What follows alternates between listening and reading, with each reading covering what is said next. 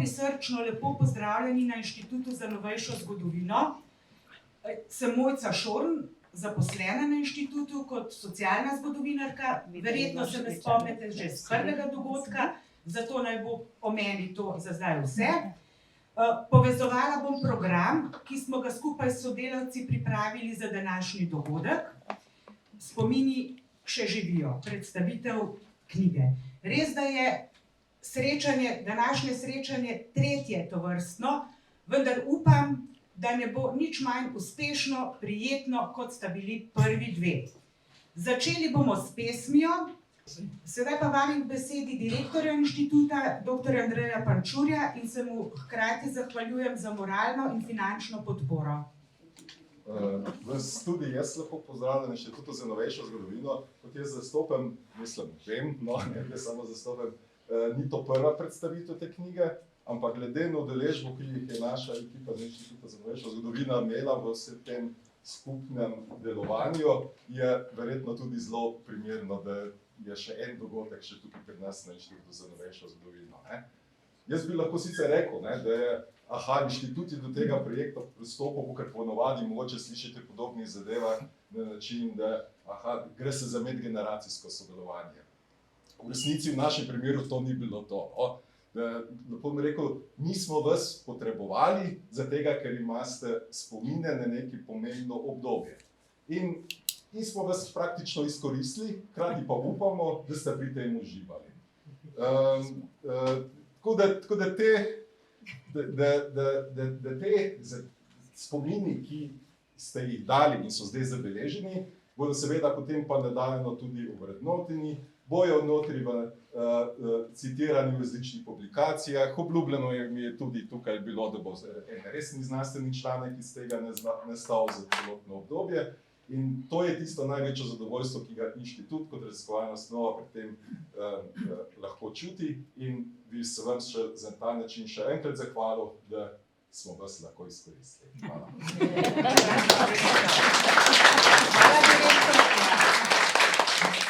Ima obveznosti naprej, zato se upravičuje, pa se nam bo na kosilu bolj kasneje, upam, pridružil.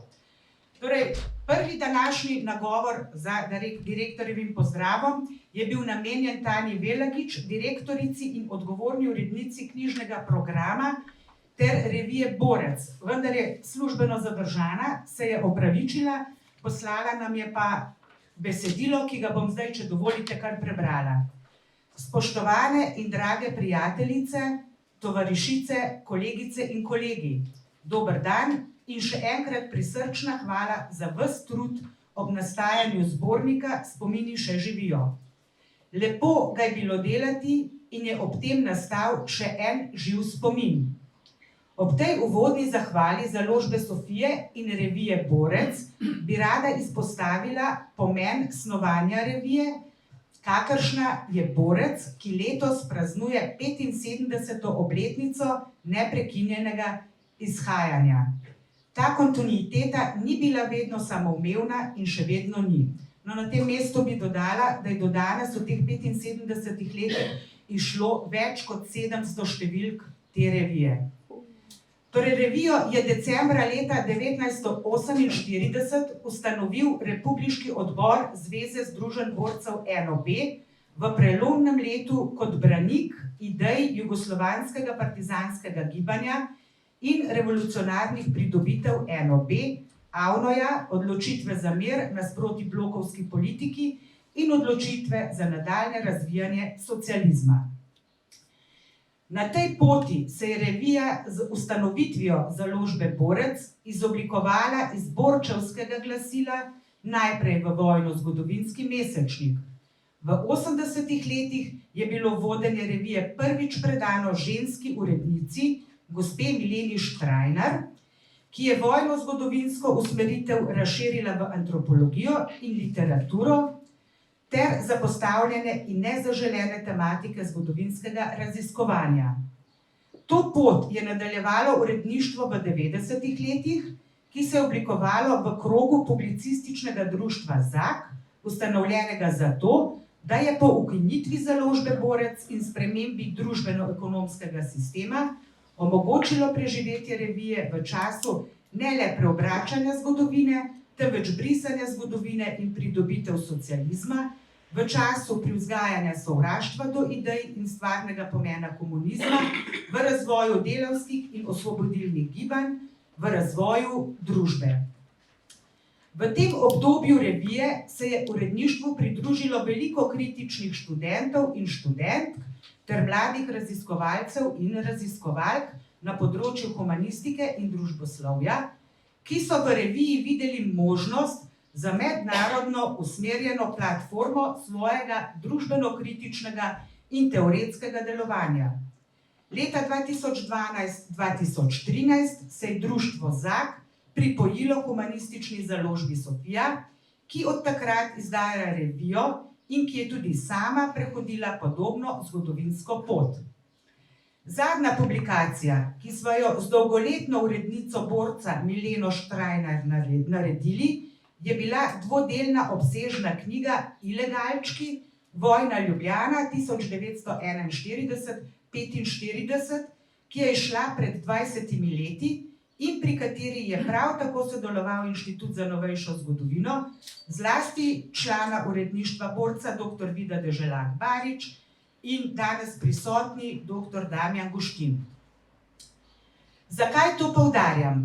Revija Borec je danes humanistična revija, ki se posveča zgodovini in aktualnosti antifašizma in osvobodilnih gibanj, ne pristaja na nacionalistične in etnicistične paradigme v zgodovinopisju ali na zavajanje zgodovine narodno-osvobodilnega boja, na folkloro, ideologijo.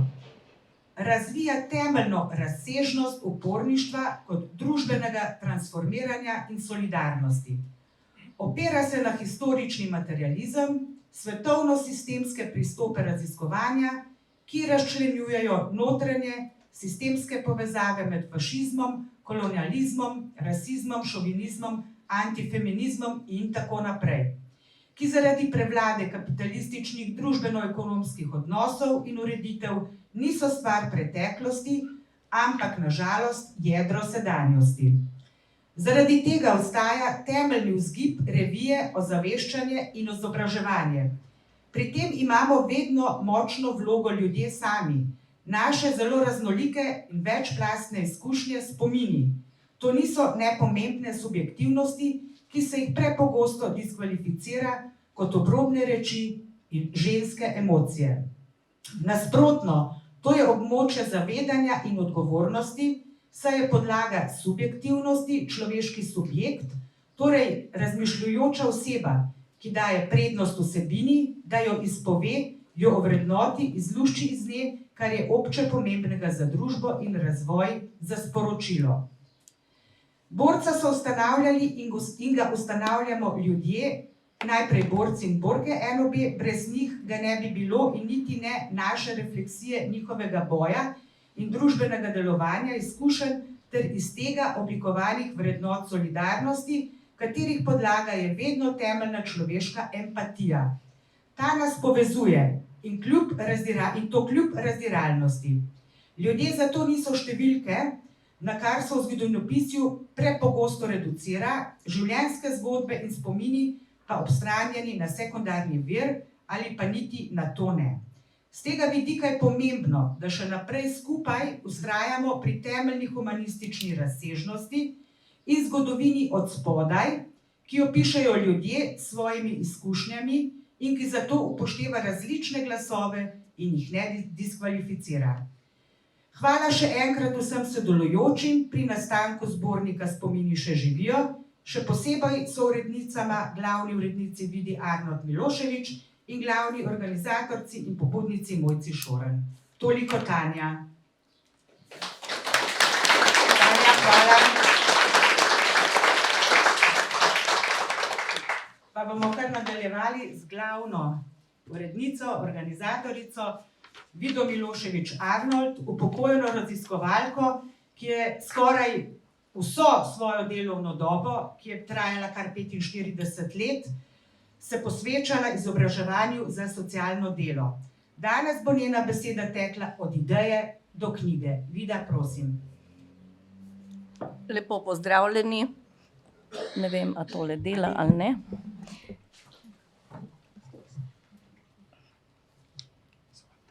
Aha. Zdaj, ko sem slišala tole, kar je zapisala gospa Tanja Velagič, bi rekla, mi je to potrditev, da je naša knjiga izšla pri ta pravi založbi, a ne.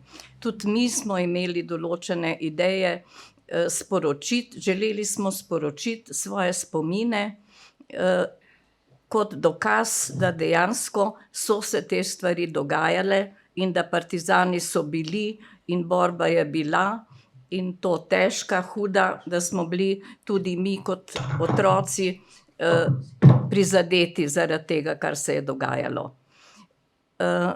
Ideja za to, da bomo svoje spomine izdali, napisali, obelodanili, je ratala čisto spontano ob tem, ko smo stanovalke Doma starejših občanov Fužine sedele pri kavi in smo se začele pogovarjati o vojni.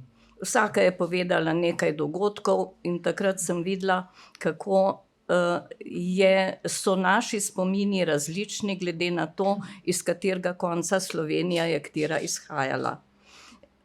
Takrat mi je že ta ideja šinila v glavo, vendar so potem drugi dogodki to nekako prikrili kar za 2 leti. Lansko leto smo pa imeli sestanek oziroma občni zbor našega aktiva Zveze borcev in kolegica, ki to vodi, je prosila eno od zakonskih partneric našega stanovalca, da je prebrala njegovo zgodbo. On je ukraden otrok. In takrat smo se zbrale takoj 3 stanovalke in smo rekle, iz tega je treba nekaj narediti. Povezale smo se z našim delovnim terapevtom, gospodom Matijem Puškaričem, ki je takoj videl projekt, tako je treba spraviti to v življenje. In tako so nastali tile panoji, ki jih imate tudi tukaj razstavljene na inštitutu. Takrat je bilo 14 zgodb. In seveda smo imeli idejo, da bi to razširili. Spraševali smo še druge stanovalce, če imajo kakšne spomine, če so jih pripravljeni podeliti z nami, in so pristali. Pristalo je 30 ljudi oziroma 32, pardon. Ena ima 2 prispevka, zato jaz površno sem govorila o 33 soudeležencih. No, in tako so se te zgodbe zbirale, ampak medtem smo se povezali tudi z Inštitutom za novejšo zgodovino, z gospo Mojco, tukaj prisotno, in smo skupaj začeli snovati, kako bi zadevo spravili nekako v življenje in naprej, da bi nekaj iz tega nastalo. Ponudila nam je tehnično pomoč in tudi seveda vso moralno podporo in pomoč in še več. Ona nas je tudi povezala z revijo Borec, gospod Tanjo Velagič. Jaz moram priznati, da sem imela kar tremo, nekako sem mislila, nisem se je upala niti poklicati, se mi je zdelo, da to naše, kar imamo zbrano, ni vredno tega, da bi pri tako znameniti založbi izšlo. Ampak sem se zmotila. Zelo prijetno me je presenetilo, tako je bila pripravljena na sodelovanje, takoj sta prišli na obisk z gospo Mojco in smo naredili plan za nadaljnje korake. Ta tehnična pomoč, ki jo je inštitut zagotovil, je pomenila, da so naše zgodbe snemali, bodisi video ali avdio, kakor je kdo želel, in tako je bilo tega materiala veliko. Potem se je tudi glasovi so se spremenili v tiskano obliko in to smo mi dobili v roke in je vsak prebral svoj prispevek. povedal korekcije. Jaz sem to potem prebirala in korigirala, dopolnjevala, včasih še spraševala ponovno, ali je to, kar ste rekli, ali je bilo kako drugače. Skratka, iz tega je potem nekaj nastalo in temu smo posvetili lansko leto. Poudarila bi, da je to, kar je nastalo, dejansko rezultat našega soustvarjanja, nas stanovalcev, nekaterih naših strokovnih sodelavcev doma, ki so nas pri tem podpirali, inštituta in tudi založbe, predvsem pa gospe Velagičeve. Če je tako plodno sodelovanje in če sodelujejo ljudje, ki jim je do določene stvari, potem mora nekaj ratati. In ratalo je, mislim, da lahko rečem v imenu vseh, da smo ponosni na to, kar je nastalo, in seveda se želimo zahvaliti inštitutu za novejšo zgodovino, tudi založbi in vsem vam, stanovalcem, ki ste svoje zgodbe prispevali. Hvala lepa.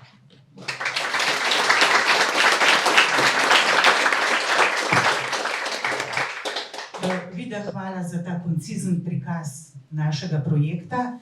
Zdaj pa, če dovoliš, bi se ti v imenu inštituta zahvalila za to res plodno sodelovanje, pa ti hkrati zaželela vse najboljše za tvoj rojstni dan. Nimam ga še zdaj. Nimam vsega, kar boš imela.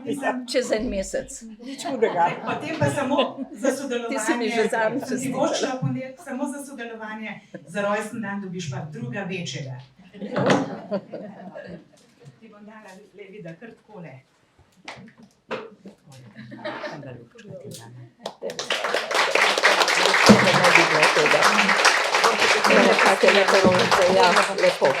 Hvala lepa.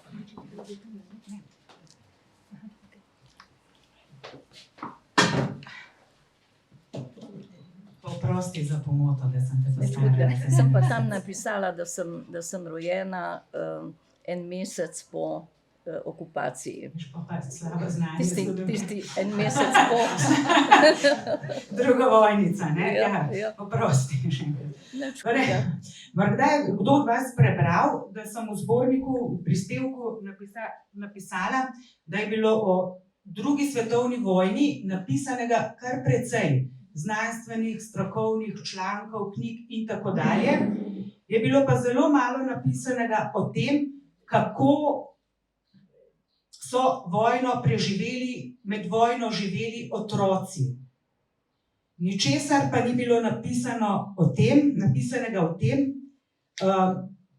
koliko otrok je v Sloveniji med drugo vojno umrlo, in nekaj besed bomo danes namenili tudi njim. S kolegico dr. Marto Rendla, znanstveno sodelavko, ki se trenutno ukvarja z raziskovanjem ekonomskih in socialnih manifestacij življenjske ravni v Sloveniji po drugi svetovni vojni, sva bili pred leti obe članici projekta žrtve druge svetovne vojne in zaradi nje na območju Republike Slovenije. Projekt je potekal med letoma 1997 in 2012. Kot verjetno veste, je ta popis prvi in edini sistematični popis žrtev druge svetovne vojne in zaradi nje v naši državi. Seznam zajema vse osebe, ki so med aprilom 1941 in januarjem 1946 izgubile svoje življenje. Geografsko se seznam omejuje na današnjo Republiko Slovenijo in upošteva le tiste osebe, ki so imele med vojno pravico bivanja, se pravi rezidenčno pravico na tem območju. Zanesljivo identifikacijo posameznikov zagotavlja 25 generalij oziroma kategorij podatkov, od imena, priimka, vulga, socialnega statusa in tako naprej. In moram pa samo to še poudariti, da seznam je nastajal res na obsežnem gradivu, arhivskem, dokumentarnem, člankih, strokovnih, znanstvenih in tako naprej. Rezultati so nedvomno pomembni za znanstveno, bom rekla, neko oceno narave druge svetovne vojne in pač hkrati si upam trditi tudi, da so velik doprinos k moralno-etičnem pomenu. In če dovolite, bi zdaj samo na kratko, mogoče vas bo zanimalo, podala osnovne podatke rezultatov tega našega popisa. V naši bazi je zabeleženih 100.000 smrtnih žrtev, od tega 11.000 žensk in 89.000 moških. Malo za lažjo orientacijo, civilistov je umrlo več kot 25.000, to so te največje kategorije umrlih, seveda ostali, ne da jih zanemarjamo, ampak so razdrobljene kategorije, če smem tako reči. Partizanske enote so utrpele skoraj 28.000 žrtev, domobranci skoraj 14.000, mobilizirani v nemško vojsko več kot 10.000, 11.000, za 11.000 oseb nismo uspeli ugotoviti vojnega statusa, kot sem rekla, ostalih je bilo pa 11.000. In to je ta velika številka za to malo Slovenijo, 100.000 žrtev med drugo svetovno vojno. Vzroki smrti, mogoče samo še to, največ jih je padlo v spopadih, skoraj 24.000, umrli v povojnih pobojih, skoraj 14, in zelo veliko v taboriščih, več kot 10.000.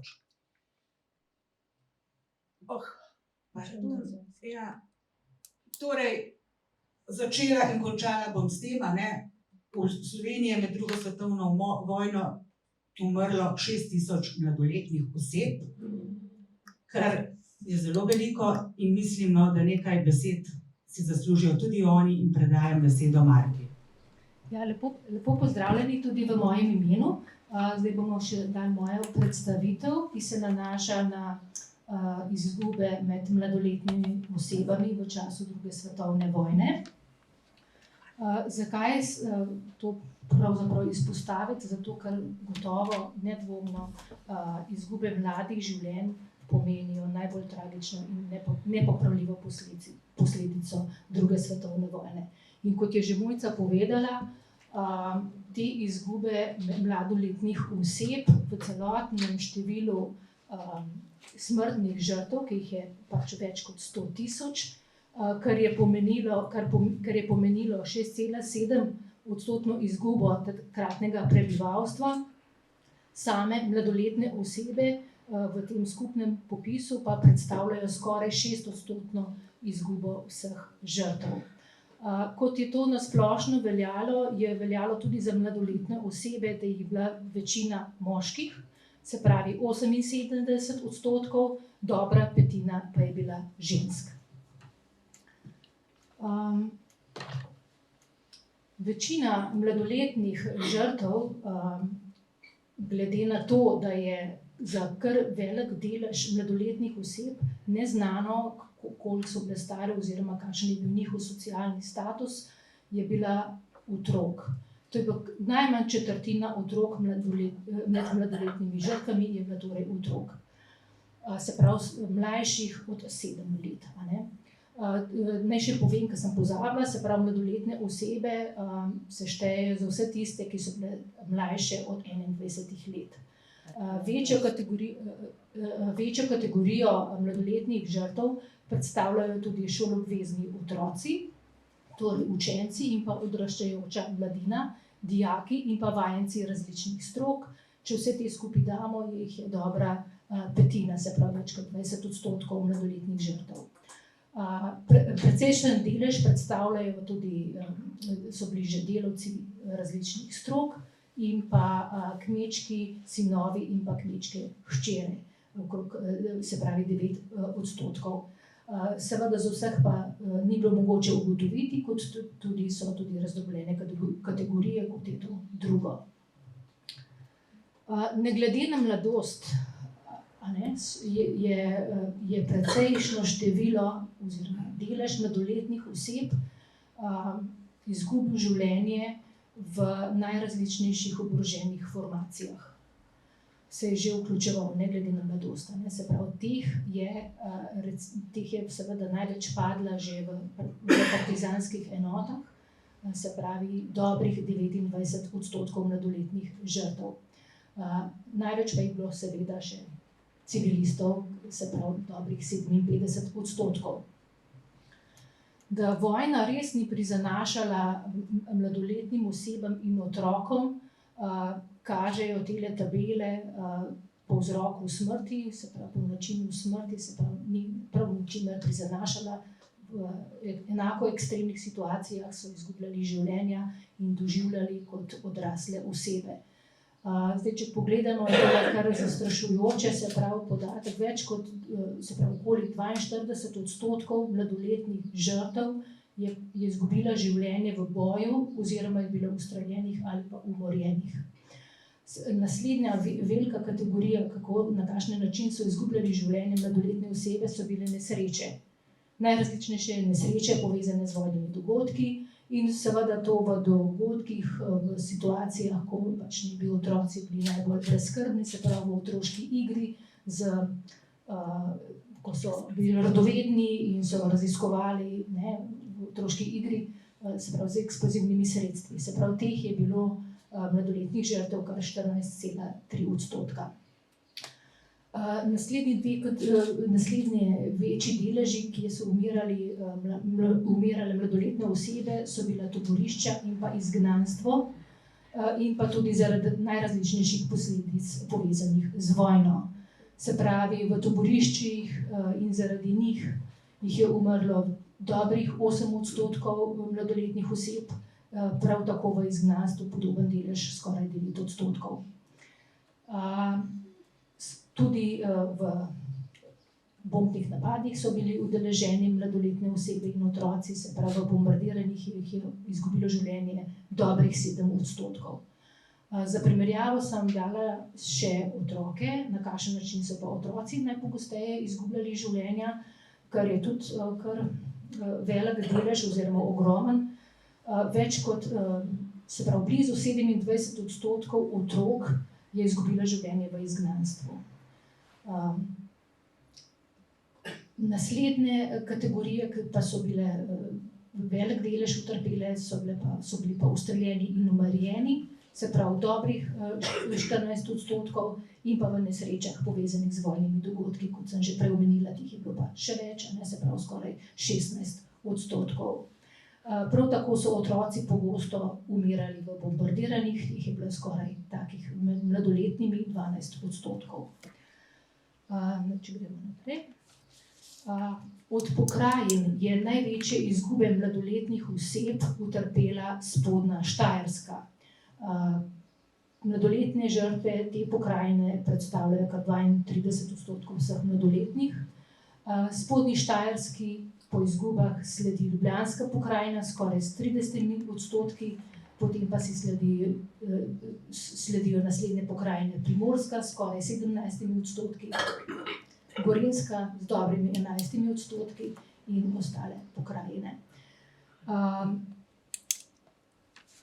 Kot je splošno naraščalo število smrtnih žrtev, je tudi to značilno za mladoletne žrtve, se pravi, dlje kot je vojna trajala, višje število mladih življenj je terjala. Se pravi, največ mladoletnih oseb je izgubilo življenje v leta 1944 in 1945.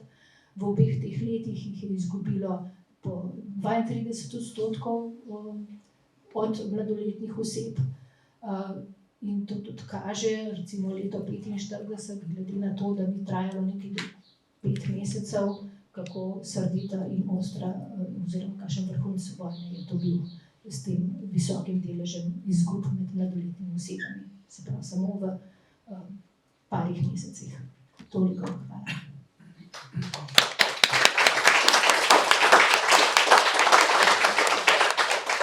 Marta, iskrena hvala za tvoj prispevek, ki je bil dober temelj za znanstveno delo, ki ga direktor očitno pričakuje od nas ob zaključku projekta. Sedaj pa vabim Anito Rus, vodjo uprave Inštituta za novejšo zgodovino, prebrala bo zgodbo Mongol gospoda Žagarja, ki ga danes žal ni z nami, očitno se ni odločil za obisk na Prulah. Slabo se počuti. Lepo ga pozdravljamo, lepo prosim, prineste pozdrave inštituta, ko se boste vrnili na Fužine. Tako da, Anita, lepo prosim, izvoli. Mongol. Med vojno so bili v našem kraju vsakovrstni vojaki. Prihod Mongolov pa me je vendar presenetil. Nemški častniki jim niso pustili, da bi lenarili. Neprestano so morali metati v tla, plaziti kot kuščari in z naperjenimi puškami tekati v napad. Včasih so si nataknili plinske maske, da so bili še bolj grozni. Zdeli so se mi kot pasjeglavci. Ker je bilo že mrzlo, so si kurili ogenj, se greli ob njem in peli neke čudne pesmi. Po nekaj Mongolov se je vselilo v vsako kmetijo. Tudi v naši kuhinji se je iznenada znašel velik Mongol.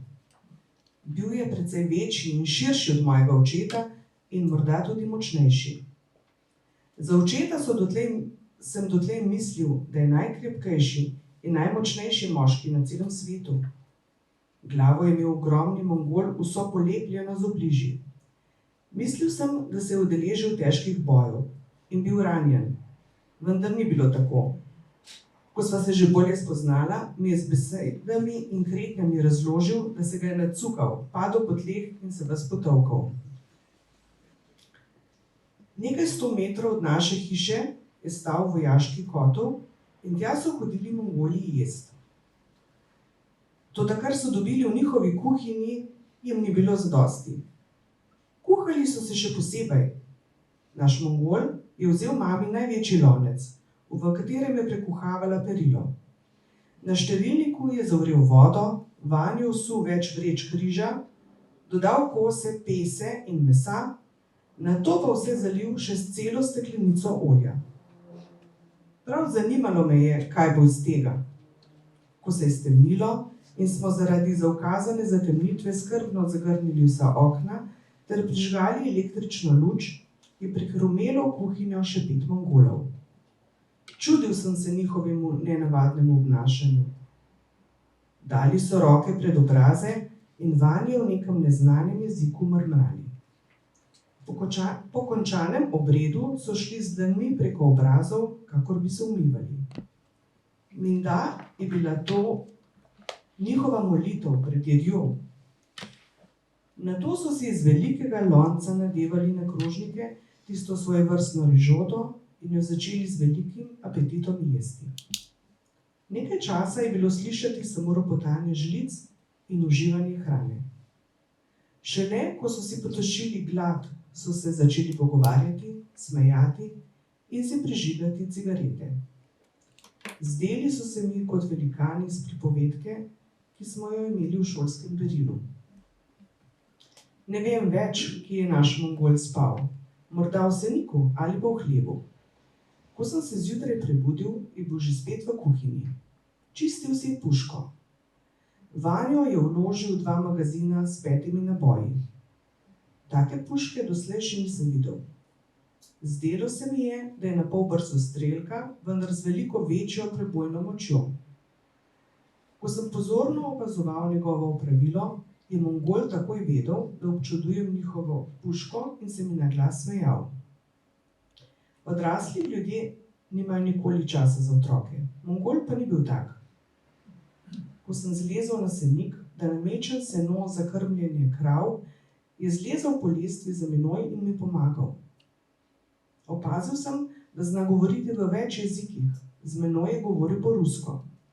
Mnogo ruskih besed je podobno slovenskim, na primer galava, ruka, naga, boj, garjet, streljat. Puška se reče po rusko vintovka, dobro pa harašo. Kar uspešno sva se sporazumevala, nekaj z besedami in nekaj s kretnjami. Zanimalo me je, kje vse se je bojeval. Pravil mi je, da so se najprej spopadali v Rusiji, a so jih Nemci ujeli, zaprli v taborišča in jih vprašali, ali se hočejo še boriti, Oni so rekli, da bi se še, potem so jim Nemci dali vintovke in zdaj se borijo na nemški strani. Vprašal sem ga še, kje se je bojeval v Sloveniji. Pravil je, da v Beli krajini. Tam so jih partizani napadli z zasede, jih obkolili in streljali po njih, vendar so prišli Nemci s tanki, prebili obroč, potem so partizani bežali na eno stran, Mongoli pa na drugo. Prostodušno mi je razlagal, da bo Nemčija kmalu kaput, vojna končana in potem bo harašo. Njegovo pripovedovanje me je presenetilo. V šoli smo imeli protikomunistična predavanja. Predavatelj nam je razlagal, da vojna poteka čisto po nemškem načrtu. Odprl je vrata in kazal, kako natreseš zrnje in vabiš ptička v sobo. Ko je ptiček v sobi, zaloputneš vrata, pa ga imaš. Natančno to, da se bo zgodilo ruski vojski, ko bo prišla v Nemčijo. Bil sem zmeden. Učitelji so navadno dobro poučeni in pametni, protikomunističnemu predavatelju pa nisem verjel. Naenkrat sem menil, da Mongol, ki se že več let vojskuje, le bolje pozna razmere na bojiščih, kot naš protikomunist, ki samo bere neke brošure in dnevne časopise. Na papirju že piše, da Nemčija zmaguje. Kaj pa se dogaja v resnici? Opažal sem, da nemški vojaki niso več taki, kot so bili. Nič več ne prepevajo ti drajlala, hop, sasa, dir erste kompanija, ja, in ne žvižgajo svojih ljudi. Pred nekaj dnevi je iznenada prišlo na dvorišče nemška patrulja. Ustrašil sem se, da me bodo vprašali, zakaj imam v pasji uti skrite bombe. A jih to ni prav nič zanimalo. Vprašali so me samo za malo kruha. Oddahnil sem se in jim od hlebca odrezal kar zajeten krajec. Vojna gre na Mararis k koncu, toda zver je v zadnjih trzljajih še zelo nevarna. Po 14 dneh so se Mongoli začeli pripravljati na odhod. Od nekod so privlekli vojaška kolesa, jih čistili, mazali z mastjo in polnili zračnice, da so lahko vozili po kamenju in jamah na cesti. Dirkali so, kolikor se je najhitreje dalo. Na stezi v stajah so se učili, kako iz pohoda priti v obrambo ali v napad. Preden so odšli, se je mongolski orjak prišel posloviti od mene. Povedal je, da gredo na fronto v Italijo in da bo tam poskušal pobegniti k Angležem. Videl sem, kako se je uvrstil v kolono in začel pritiskati na pedale. Takrat sva si zadnjič pomahala v slovo. Na splošno so se ljudje v našem kraju Mongolov bali. Govorili so, da kradejo, nadlegujejo ženske in da so sploh prave živali. Meni pa se je ta Mongol, ki bo ves oblepljen z obliži in sem se ga na začetku bal, zdel čisto človeški. Želel sem, da bi se srečno predal Angležem in da bi lepo ravnali z njim. Bojim pa se, da se v zadnjih bojih padel ali pa da je bil že kot razorožen vojak ustreljen in da nikoli več ni videl svojega rodnega kraja v daljni Mongoliji.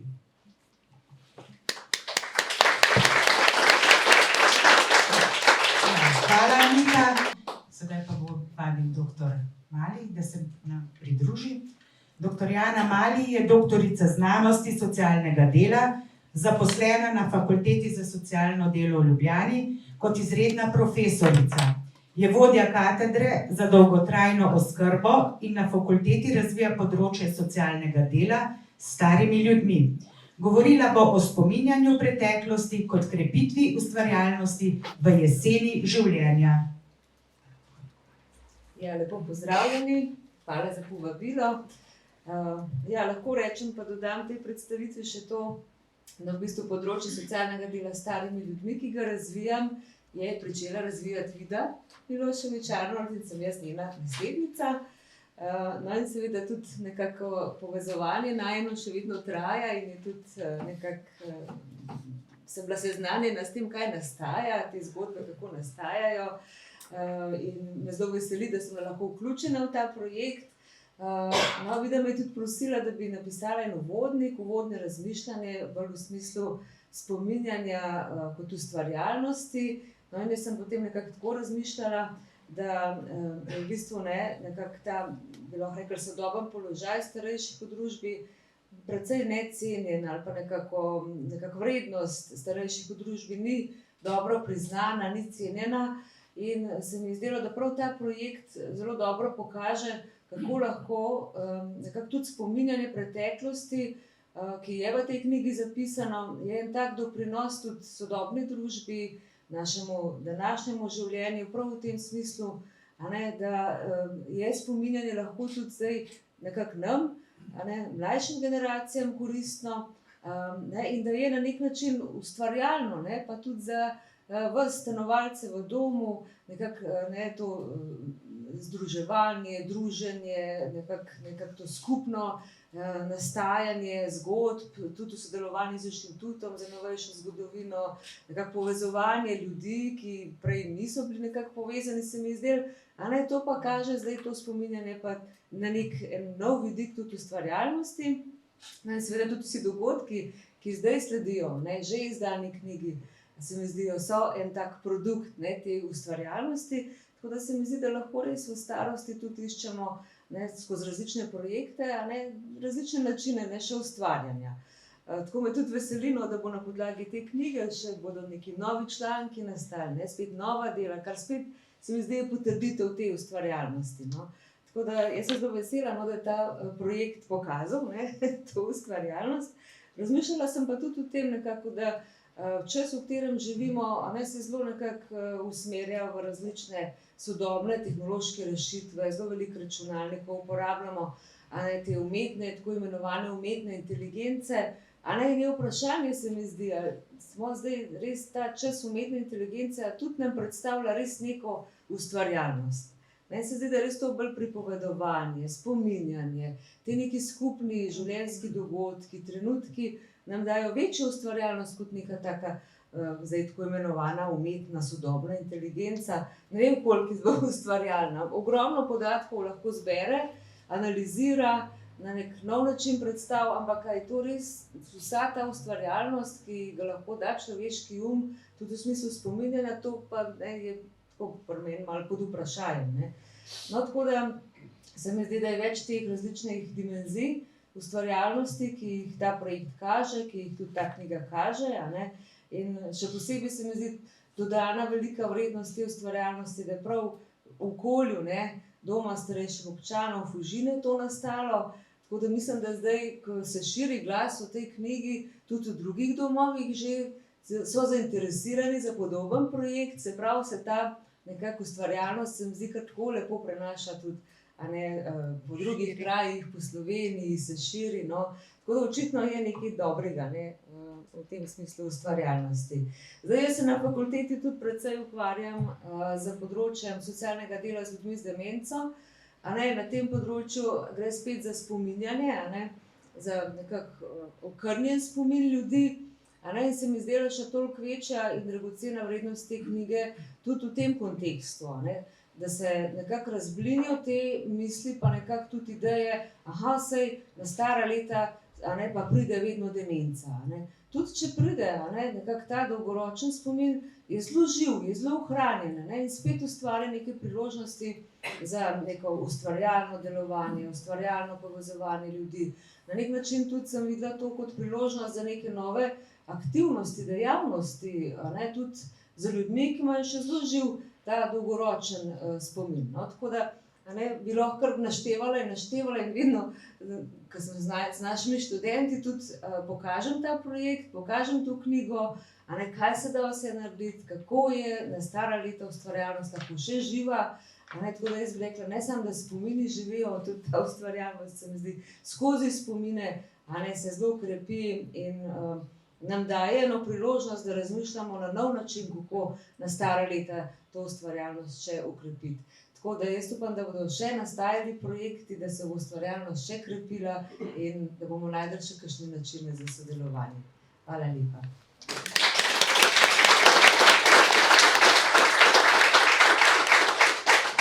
Ana, hvala za te spodbudne besede. Hvala. Vabim pa izredno profesorico in dekanjo Fakultete za socialno delo, dr. Mojco Urek. Dr. Urek raziskuje in poučuje na področjih narativnih pristopov v socialnem delu, duševnega zdravja v skupnosti, spola in seksualnosti. Tako kot vaše zgodbe, bodo tudi njene besede kot most med generacijami in časom. Ja, hvala za vabilo in tako čestitke k temu res izjemnemu projektu. Ja, ena stvar, s katero se še ukvarjam na fakulteti, je tudi pripovedovanje zgodb. In vidim me pravzaprav, ko me je prosila nekako za eno od spremnih besed k tej knjigi, je rekla, povej kaj o tem iz perspektive pripovedovanja zgodb. Tako da moje razmišljanje je šlo tako malo v več smeri, ko sem brala to knjigo. Ena stvar, ste jo že danes velikokrat povedali, je, da se mi zdi govoriti o drugi svetovni vojni skozi oči otrok zelo nujno. Ne samo zaradi, bi rekla, tega, kar se v svetu že itak danes dogaja, ne? In je stvar, bi rekla, po svoje zelo sodobna, ampak tudi zato, ker so te zgodbe bile tako skozi zgodovino dosti skrite. Prevladujoče velike pripovedi o vojnah namreč postavljajo v ospredje velike zgodbe, ne, kot so, krivice, boje za ozemlje, vojne strategije, velika junaštva, kdo bo koga in tako naprej. Ne? In pogosto prikrijejo neko realnost, kaj v resnici pomeni vojna za ljudi, a ne? In za otroke posebej. Ne? Uničene otroške sobe, nenadne izgube tistih, ki so te varovali, bi rekla, vse tiste gotovosti, ki si jih imel, življenje s strahom, brez vsakdanjih samoumevnosti, ki jih vzpostavlja mir. In otroci tu delijo, se mi zdi, usodo žensk, starih ljudi, ljudi z ovirami in drugih manjšinskih glasov, ki so v teh velikih pripovedih o vojni komaj zaznani. Pač neka nevidna kolateralna škoda, ali pa včasih izpostavljeni preveč kot nemočne žrtve, ampak tudi v tem primeru nimajo neke svoje avtonomne besede in glasu. In zato se mi zdi ta knjiga predvsem pomembna tudi kot opomnik, kako vojno doživljajo otroci, pozabljeni med velikimi stvarmi in skrbmi odraslih. Druga stvar, ki mi je nekako tako, sem dobila asociacijo pri branju te knjige, je, kako bi rekla, te osebne in družinske zgodovine pravzaprav dobijo pomen lahko tudi v nekem drugem času, za nas, ki jih nismo doživljali, ki smo rojeni po tem obdobju. Zgodbe se mi zdijo zelo pomembna vez, most med preteklostjo in sedanjostjo. In tlele moram vsakič se spomniti na mojo staro mamo, očeta, oba že pokojna, ki sta mi skozi celo otroštvo in kasneje pogosto pripovedovala o vojni, izgnanstvu v Šlezijo, ne, kjer je bila družina izgnana v Šlezijo. In na en način, tako, ker sem pripovedovala o ljudeh, ki jih nisem mogla tudi poznati, ne, ker so umrli v Šleziji, ker se niso vrnili. In tako na en način je vzpostavila, tako živo sta pripovedovala, kot da bi jih poznala. Ne, tako, na en način se je vzpostavila ta vez med preteklostjo in sedanostjo, na en način tudi mojo identiteto, ne, tako, skozi te družinske zgodbe. Tako da se mi zdijo življenjske zgodbe pomembne zaradi glasov ljudi, ki bi bili sicer za prihodnost izgubljeni. In zato toliko bolj, bi rekla, cenim ta napor glavne urednice, pobudnice knjige in seveda vseh, ki ste pri tem sodelovali. Skratka, najprej pa Vide, ki je bila moja učiteljica najprej, potem sodelavka. In tako zelo cenim ta napor, ki si ga vložila v to, ne, da so te zgodbe prišle na plano. Še ena stvar, ki se mi zdi pomembna, je, da pripovedovanje preteklih zgodb tudi nima samo zgodovinske vrednosti, ampak tudi pomen za pripovedovalce in pripovedovalke same. Namreč množstvo nekih razdrobljenih izkušenj, ki jih imamo v življenju in utemeljujejo naše življenje, se s tem sestavi lahko v nek smiseln red ali pa v neke nove, pridajamo lahko vsakeč, ki pripovedujemo, lahko najdemo neke nove pomene doživetemu. In tako kot je Jana rekla pred mano, ne, zgodbe, ki jih pripovedujemo, so tudi nekak izraz naše življenjske ustvarjalnosti. In namreč ljudje zelo pogosto občudujemo življenja nekih drugih ljudi, izmišljenih likov, iz romanov, filmov in tako naprej, svoje lastno življenje pa doživljamo mogoče tako, ne, kot statistik, kot nekaj nepomembnega in tako naprej. In prav pripovedovanje zgodb nam da vedeti, da je pravzaprav vsako življenje vredno romana na en način, kot je tudi, mislim, da naslov neke knjige. Pripovedovanje pomaga rekonstruirati pretekle dogodke, jih postaviti v neko smiselno sosledje in podeliti nove pomene in podeliti nek smisel, neko mesto v naši življenjski zgodbi.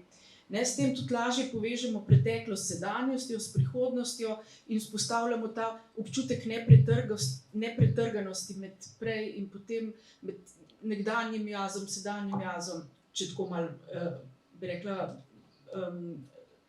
površno rečem. No? In upam, da ste pripovedovalci in pripovedovalke teh zgodb spoznali tudi, kako ste bili, ko ste pripovedovali o tem, kako ste bili otroci mogoče kot otroci med vojno pogumnejši, kot se je takrat zdelo. A ne, ko pripoveduješ, najdeš kaj vse si doživljal in kako mogoče odporen si bil, kako pogumnejši mogoče, kot se je zdelo, ko o tem nisi govoril. Namreč v teh zgodbah sem jaz razbrala zelo veliko trdoživosti otrok, sposobnosti opazovanja, razumevanja, kaj se okrog njih dogaja. Ne? O temah odraščanja z nenehno nevarnostjo, skrivanja, aretacija, velikega poguma, da se postaviš za bližnje, strah za svoje življenje, ampak pa tudi za tiste bližnje, ki so mogoče kar zginili v noč. Tako je bilo, se mi zdi, v velikih zgodbah si to najdu. Tako, pri enih je bilo to zelo tako neposredno, to doživljanje napisano, pri enih si pa slutil za neko tako bolj kronološkim podajanjem besedila.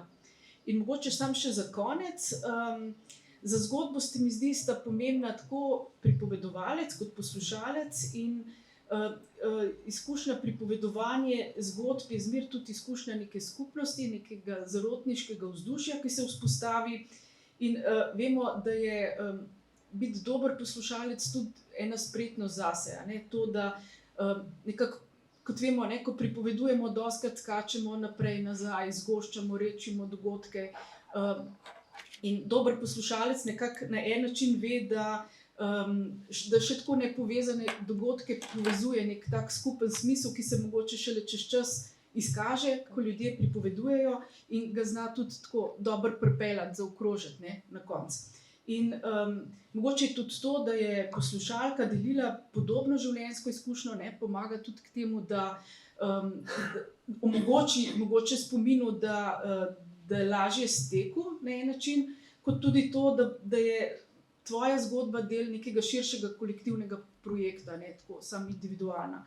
Tako da se mi zdi, skratka, da so vsi v tem procesu poslušanja in pripovedovanja in zapisovanja opravili izjemno in odlično svojo vlogo. Hvala.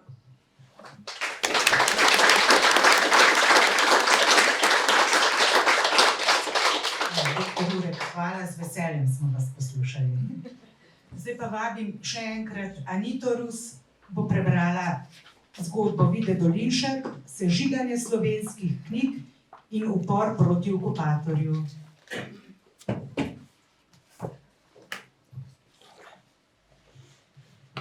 Sežiganje slovenskih knjig in upor proti okupatorju, Trbovlje, moj domači kraj, je nemški okupator preimenoval v Trifajl, našo deželo pa v Untersteiermark, spodnjo Štajersko, in jo priključil Hitlerjevemu Tretjemu rajhu.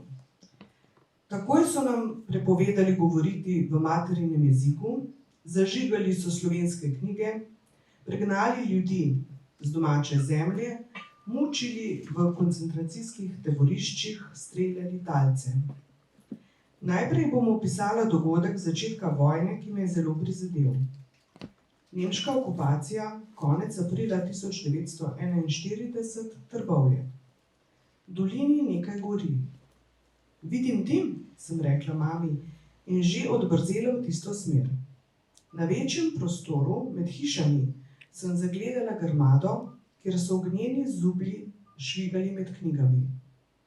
Dva nemška rjavosrajčnika sta z velikega kupa v ognju metala nove knjige. Prerinila sem se do tega kupa in pretresena brala naslove slovenskih avtorjev. Zagledala sem tudi naslove Via Mala, Vojna in mir, Živi spomini, Rdeče in črno. Zažigali so torej tudi dela svetovnih klasikov, kjer so bila natisnjena v slovenskem jeziku. Ulile so se mi solze. Ubogi slovenski jezik, ubogi mi. Vsa sem drgetala in ko sem v knjigi, ki je v loku letela proti ognju, prepoznala Finžgarjevo delo Pod svobodnim soncem, sem kriknila: ne! Kar stemnilo se mi je pred očmi. V zmedi me je mama zgrabila z rokav in me izrinila iz strašljivega kroga. Razburjena mi je zašepetala, naj grem brž domov. Naše knjige je treba takoj spraviti na varno. Vso pot sem neutolažljivo jokala, mama pa je že ugibala, kam bi skrili toliko knjig, saj sta sestra in svak naročala vse, kar je šlo pri založbah Modra ptica in Hram. Nato smo trije otroci, 6 večerov, skrivaj tovorili težke nahrbtnike in koše s knjigami do kmeta v odročno vas Bevško. To je že druga zgodba. Kmet jih je skrival v seniku vse do leta 1944. Potem smo jih morali spet umakniti, saj so med nemškimi hajkami požigali senike, ker da se tam skrivajo ranjeni partizani. Tako so knjige romale v opuščeni elektrarniški dimnik, ki ga nam je zaupal zavedni delavec. Nekaj knjig pa smo še vedno morali skriti v svoji kleti, v zaboj in nanje smo nagrmadili krompir. Po osvoboditvi so naše knjige v prelepem materinem jeziku spet našle spoštljivo mesto.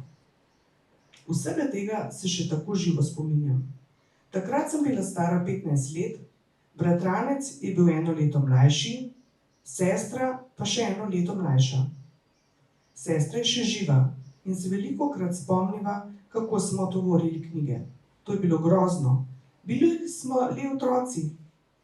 Seveda bi knjige lažje prenašali starejši, ampak je bilo prenevarno, saj smo bili otroci manj sumljivi. Nemci so tudi vsa naslednja leta preiskovali stanovanja, posebno tistih družin, ki so že imele aretirane in zaprte člane, ki so torej bile sumljive. Neprestano so nam premetavali stanovanje, ne samo zaradi knjig, ampak tudi zaradi česa drugega, kar je bilo zanje sumljivo. Knjige smo otroci prenašali v pletenem košu, jaz sem imela koš in še 2 torbi v rokah. Bratranec je tudi imel koš, mlajša sestra pa nahrbtnik. To skrivanje se je dogajalo 6 večerov zapored. Odpravili smo se ob mraku, pot smo dobro poznali. Bevško je razsvetljena vas na desni strani Trboveljščice pod hribovitimi predeli. Mama je poznala tamkajšnjega kmeta in ga prosila, da bi skril naše knjige. Res jih je skril v senik. Mi smo jih pa morali znositi do tja in to ne po cesti, temveč po hudourniški strugi. Rinili smo med kamenjem in grmovjem, vsi utrujeni in popraskani. Morali smo biti tudi ves čas pozorni in če smo slišali kakšne glasove, smo se hitro skrili. Ampak vseeno smo se vrnili in vmes tudi kaj pošalili. Bratranec je rekel: tale Cankar je pa kar težak. Mislil je seveda na knjige, ki jih je nosil v košu. Spominjam se, kako smo se ravno za Cankarja bali, ker je bil v tako lepi vezavi. Prednice so bile vezane v platno, bile so rjavkaste, napisi pa z zlatimi črkami. Bila je cela zbirka Cankarjevih knjig in zanje smo se posebej bali. Ravno ta zbirka je potem, ko smo morali po 3 letih vse knjige zopet umikati, pristala v tistem zavoju, v katerega smo nalagali krompir. Ko smo po osvoboditvi zbirko pobrali iz zapoja, je bila samo na eni knjigi malo plesni, tako da smo lahko vse očistili. Bili smo zelo srečni, da smo rešili knjige. Še zdaj se spomin na to, kar sem večkrat prebrala. Dokler pišeš in bereš slovensko, je narod slovenski. V naši družini smo res veliko dali na knjige. Moja družina se je takoj pridružila uporu proti okupatorju. Žal pa zmage in svobode niso dočakali moj oče, sestra, svak in 4 ožji sorodniki. Oče se je že leta 1941 povezal z Osvobodilno fronto. Skupino, v kateri je sodeloval, pa je zaradi mučenja izdal mlad fant. Očeta so aretirali in ga obsodili na usmrtitev, vendar ga niso ustrelili, saj še ni bil toliko star. Ker je bil še pri močeh, so ga poslali v taborišče Dachau, odkoder pa se ni vrnil. Svaka so najprej zaprli v celjski Pisker, nato so ga premestili v Reichenburg, nato pa na Hrvaško. Ko so ugotovili, da je učitelj, so ga poslali v Bosno, v Vitez pri Travniku, na neko šolo. Do tja se je prebila tudi sestra z otrokom, nato se jima je pridružila še druga sestra, da bi pomagala pri ponovnem porodu in skrbi za otroke. Skupaj so se preselili v Sarajevo, kjer so svaka umorili zaradi sodelovanja z osvobodilnim gibanjem. Starejšo sestro so odpeljali v taborišče Jasenovac. Tako je v Bosni ostala sestra Ivica z 2 otrokoma. Po vojni se je vrnila po dolgi in mučni poti. Moja želja je bila, da bi šla na učiteljišče v Ljubljano, a mi je vojna to preprečila. Zaposlila sem se kot uslužbenka, ker sem dobro obvladala nemški jezik in strojpisje. Tako sem pomagala mami in mlajši sestri, ki sta še ostali doma. Delovala sem kot ilegalka, vodila sem tako imenovano trojko, v kateri smo uporabljale tajna imena. Hodila sem na teren, na javko, kjer sem dobivala propagandni material in Titove fotografije, kar smo potem obešale in trosile na vidnih mestih. Grozote nemškega okupatorja v obdobju 4 let in način upora slovenskega naroda s porajajočo partizansko vojsko so opisani v številnih knjigah, fotografijah, filmih in muzejskih zbirkah. Vojna je grozna. Vojna pobija ljudi, neti sovraštvo in razdvaja. Zato po desetletjih miru obsojam tiste, ki izkoriščajo vojne spomine za lastne koristi in netijo sovraštvo, strah in nezadovoljstvo. Moji osebni spomini na vojne čase so še vedno živi. So žalostni in veseli. A v svoji visoki starosti ne želim več grebsti po grozotah, ki sem jim bila priča, saj ob njih vedno znova trpim. Ostale so globoke rane v srcih tistih, ki smo preživeli. Vendar rane se celijo. V desetletjih zatem obledijo celo grozote. Odpuščamo izdajalcem, spomini pa ostanejo. Zdaj živimo v svobodni domovini. Pokončni smo z zavestjo, da se nismo uklonili okupatorju. Ponosni smo na naš boj in zmago. V miru in sožitju želimo delati dobro za vse nas. Zato ponosno praznujemo naše praznike. Na 27. aprila, na dan upora proti okupatorju, plapolajo slovenske zastave. Naj se slišijo lepe, borbene, partizanske pesmi.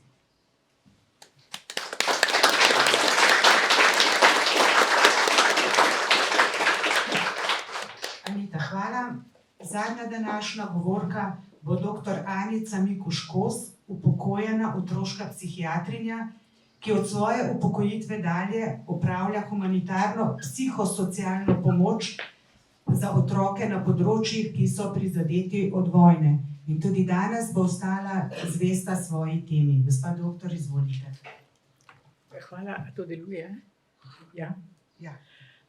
Ne vem, če bom čisto zvesta svoji temi. Najprej bi rada povedala, zakaj se mi zdi ta knjiga, ki jo imamo pred seboj, toliko pomembna in toliko vredna. To, kar bom povedala, je malo podobno temu, kar je gospa povedala.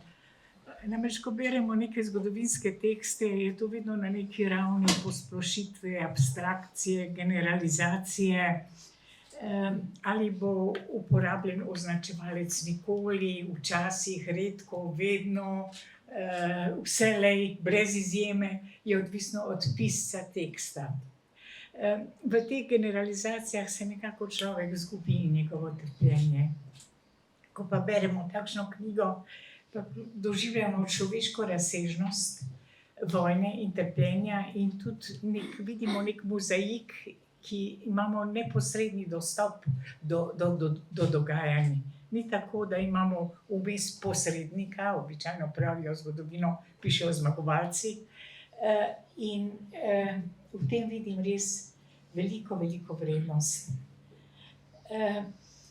Zlasti zato, ker tudi v današnjem času, ob vseh teh vojnah, ki jih doživljamo, pravzaprav govorimo dostikrat o nekih abstrakcijah, ideologijah, diagnozah, terapijah, ne vem o čem vse. V resnici, ko vidimo otroke Gaze in ko vidimo otroke Ukrajine, vidimo trpljenje. Ne vidimo diagnoz, ne vidimo ideologij, vidimo trpljenje otrok. To je eno. Drugo, kar bi rada povedala, je, da se mi zdi vrednost tega, da se spomin ohranja in obuja. Moram reči, jaz sem partizansko dete, jaz sem judovsko dete in včasih me je prav sram, kako smo pozabili, kako smo porinili v ozadje vse te spomine, kot da jih ni, kot da je to bila ne vem kakšna vojna, kot da to ni bila domovinska vojna. V resnici je to bila v osnovi domovinska vojna za domovino, proti okupatorju. Vse ostalo se je nadgradilo na to. In v prejšnjem desetletju sem veliko hodila po nekdanji Sovjetski zvezi, po Putinovski Ruski federaciji, zlasti po Kavkazu. In to je neverjetno, kako živ je tam spomin na dogajanja iz druge svetovne vojne. Pripovedujejo mladi ljudje, pripovedujejo zgodbe svojih babic. Recimo, te zgodbe so lahko humorne, žalostne, tragične, ampak so zgodbe, ki še vedno živijo in se pripovedujejo in se tudi obiskovalcem pripovedujejo. Ena teh zgodb je o babici, ki je, ko so prišli Nemci na Kavkaz, da bi zasegli ta področja nafte in olja, se je nemški oficir naselil pri enem kmetu in z njim je prišel njegov pomočnik, adjutant, ne vem, kako se temu reče, oproda, ki je skrbel za njega. Oficir je tepel odrasle in otroke v družini, ta njegov oproda je bil pa zelo prijazen in delil otrokom čokolado. No in potem se je Rdeča armada približala tej vasi po noči in je babica zbudila oprodo, da je lahko pobegnil, oficirja pa ni izgubila. Mislim, in kupi nekih takšnih zgodb drobnih, ki ti toliko povedo o tem, kaj se je dogajalo. No in kar je tudi zanimivo, takrat, ko sem bila v Rusiji, so naredili eno vsedržavno akcijo, v kateri so aktivirali študente, da bi intervjuvali ljudi, ki so preživeli drugo svetovno vojno. In tako so zbrali ogromno podatkov, posebej še borci Rdeče armade in partizanov. In so dobili ogromno podatkov, ne vem, kaj so ali bodo naredili s temi podatki, ampak tako se mi je zdelo lepo, da se na nek način to zbere. A veste, to ni samo stvar človeške dignitete in človečnosti in stvar zgodovine, ampak to je tudi zgodba v nekem obdobju, ki ga ne bo več. Danes so vojne drugačne, danes se stvari drugače dogajajo. Trpljenje ostaja enako, samo vojne se pa drugače dogajajo. Vojne se dogajajo s pritiski na tipke in pritisk na tipke ubije lahko ogromno število ljudi. Zadnja stvar, o kateri bi pa rada govorila, je to, kar ste že slišali zadnjič na fakulteti za socialno delo. Namreč, kaj se zgodi z otroki, ki so preživeli vojno, ki ne sodijo v te statistike, ki smo jih videli. A veste, večina teh otrok okreva, večina nas je normalnih. Trpljenje je bilo neskončno, spomin ostaja, hudo ti je še vedno, ko pomisliš, ko se spomniš. Ampak na nek način človek okreva, otrok okreva, se normalizira. Jaz delam v Ukrajini z ukrajinskimi učiteljicami in še enkrat mislim, da je civilno prebivalstvo bilo najbolj prizadeto: Ukrajina, Belorusija, Poljska, Jugoslavija. In tudi, ko delam s temi ukrajinskimi učiteljicami, jih vedno opozarjam na to, da so njihove babice, dedki, ki so preživeli, da so normalni ljudje, da niso psihiatrični bolniki. In pri tem se seveda postavi vprašanje, kaj nam pomaga, kaj je pomagalo ljudem, ko ni bilo nobenih strokovnjakov, nobenih psihologov, ne vem, otroških psihiatrov, psihoterapevtov in podobnih strokovnjakov. Mislim, pomagalo je dobro, nekaj, kar nosimo v sebi, ampak pomagala je ta človeška podpora, skupnost, bližnja in širša skupnost, nek ideal, nek cilj, osvoboditi, ne vem, osvoboditi Jugoslavijo, osvoboditi Rusijo, pregnati okupatorja. In to so reči, ki nam pomagajo, pravzaprav to je dobro, ki nam pomaga, da na nek način obvladujemo zlo, ki ga doživimo.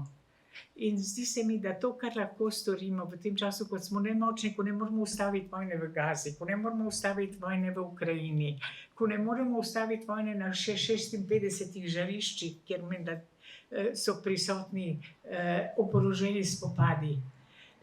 Da vsaj poskušamo v svojih mikrookoljih ali pa na nekih višjih ravneh ali pa širših ravneh širšega dometa, da poskušamo vzpodbujati dobro in človečnost. A veste, da vse to zveni mogoče romantično pa starinsko, ampak kakorkoli, to dobro je tisto, kar nam pomaga preživeti. To dobro je protiutež zlu. Življenje vključuje zlo in dobro in tako bo, žal tako bo. Ne verjamem, da bomo kdaj živeli v idealnem svetu. To smo verjeli po drugi svetovni vojni. Smo rekli nikoli več. Ampak stvari se ponavljajo. In zato se mi zdi, da je tako pomembno, da na različne načine to dobro širimo. To je lahko v stikih z ljudmi, to je lahko v sporočanju tega, kar smo doživeli. In še to bi povedala, predno zaključim. Po nekem čudnem naključju je ta knjiga izšla v razdalji nekaj mesecev od knjige Svetlane Aleksejevič. To je Belorusinja, ki je zbirala spomine v Ukrajincev in Belorusov na drugo svetovno vojno in so na enak način napisane na 2-3 straneh. Mislim, neverjetno, kot bi kopijo. Kot da smo se zmenili. Ja, kot da bi se zmenili, ja. In res toplo priporočam to knjigo, ker toliko pove. Pove ne samo o tem, kaj se je dogajalo, kako so otroci doživljali, ampak pove še nekaj zelo pomembnega. Namreč, kako so otroci poleg zla, poleg groze, ki so jo doživeli, kako so si zapomnili, kako je ostalo v njihovem spominu, v njihovem pričevanju, knjiga se mimogrede imenuje Zadnje priče, kako je v njihovem pričakovanju ostalo tudi tisto dobro, kar so doživeli, kako, ko so ubili mamo, jih je neka soseda vzela. Jaz osebno sem bila čisto ganjena, ko sem našla eno zgodbo, ko sem mislila, da je moja zgodba, da so ukradli mojo zgodbo. 7-letna deklica, jaz sem imela 7 let, ko smo šli v partizane s svojimi starši, je judovska deklica, je en kmet, ki jo sploh ni poznal tega otroka, ga je vzel za svojega in potem Nemci so okupirali to vas in je pač rekel, da je sorodnica njihova in ta otrok je preživel. In potem, ko je bilo konec vojne in je prišla Rdeča armada in osvobodila to vas, so ugotovili, da pravzaprav so vsi vaščani vedeli, da to ni nobena sorodnica, ampak da je to nek judovski otrok, ampak nihče ni povedal. Mislim, to je bila moja zgodba in res sem bila prav neverjetno se mi je zdelo. Sem mislila, da je kdo prepisal mojo zgodbo. No, to hočem reči, da te reči so pomembne. So pomembne ne samo zaradi tega, ker se hočemo zavarovati pred naraščajočim fašizmom, nacizmom, ne vem, pred vsem tem, kar se dogaja, ampak tudi zato, ker želimo ustvarjati, ohranjati dobro, ker to je edini kapital, pravzaprav edini trajnostni kapital, ki ga imamo proti zlu, katerega ne moremo odpraviti. Hvala.